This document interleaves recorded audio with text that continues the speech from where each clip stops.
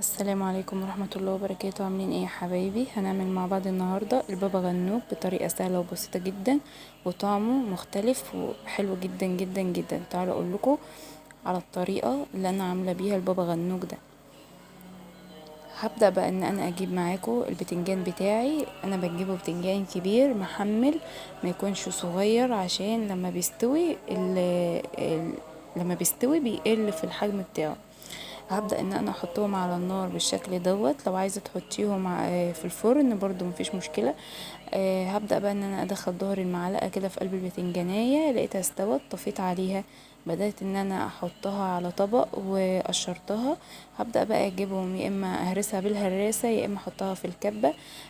دي بقى التكة بتاعتي، معلقة زبادي، وهتحطي فيه عليها قرن شطة ونص معلقة من الثوم، حبة خل وحبة زيت، وهتحطي الطحينة البيضة بتاعتك. هتبدأي بقى تحطي فلفل اسمر وكمون والملح، وهتضربيهم في الكبة. هيطلع معاكي بالشكل دوت.